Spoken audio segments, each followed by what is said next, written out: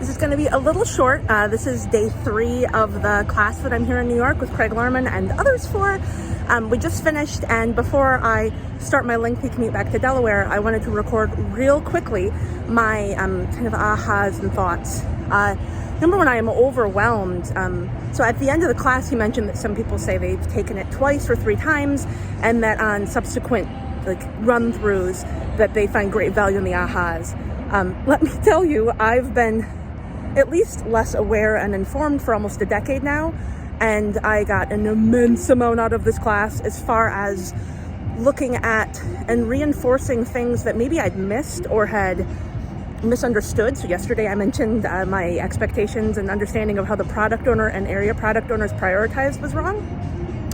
Today I started to really get the parallel organization and how that can work, and what it might take to make that happen in my group, and really looking at how do we really set that up.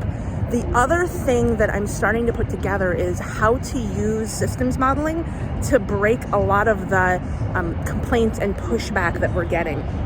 And I watched Craig do this skillfully several times when one of us in the class would have a challenge or kind of a visceral reaction to something he said. He would take us through step by step and check our thinking logically to see and test it against the optimizing goals of the system, what it is we're really trying to make happen. So there's some really good facilitation strategies in there. One of the problems I know that I have is I'm very aware of people's emotional reactions and all of the cognitive biases and ways that people push back. And it's very easy, and I tend to do it, to try to meet them with emotional and anecdotal reasoning. And sometimes I can be quite good at that because I'm a decent public speaker, but it doesn't stick. I can convince people with anecdote while I'm in front of them.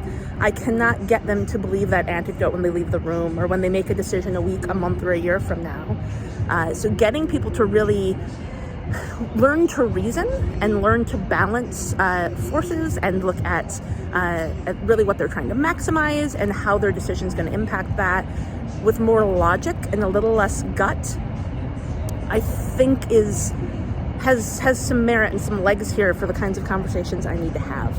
So practicing that. I can also say that on day, so I have some system modeling background, but I haven't done it in probably a year. And on day 1, I was rusty. Many people in the room, it's the first time they've done it. By day 3, we were up at that wall, and it was very quick. Notation was not a problem. We quickly understood how things balanced together. We could all talk to the model, and that is 3 days. If this is something that we are practicing more regularly, I don't think we even have to worry about being overwhelmed by systems modeling or causal loop diagramming and thinking that people can't learn it. They can. There was no IQ test to come into this course. It's just self-selected people who wanted to come. So it's not like these are, brilliant organizational scientists. It's just people. And if we can do it, y'all can too.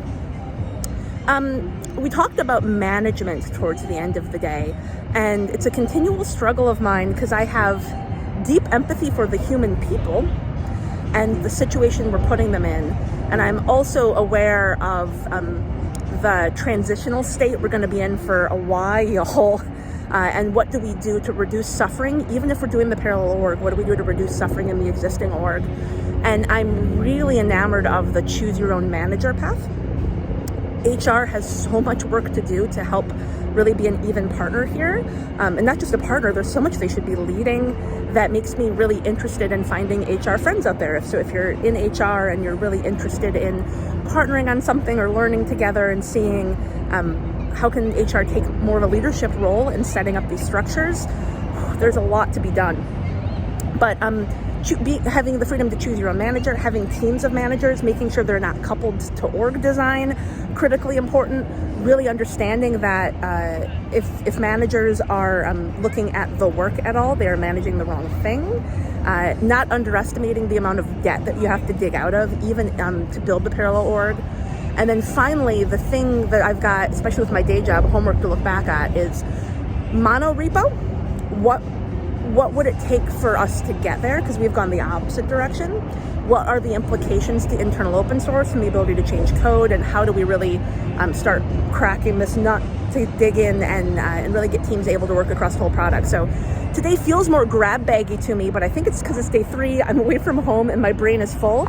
So what I'm going to do is go back through, I have piles and piles of notes, and try to harvest key points and use those to start seeding my short videos over the next couple of months, so I can really hone in on a specific topic and try to share that out. So once again, if there was anything that sparked your interest in my rambling of these 3 days, please drop it in there, and I will see what I can do to try to at least give my take and my understanding of what I learned and what we've all been getting wrong all this time, I'm certain. So signing off from New York, I'm back in Delaware tonight. Thanks for watching.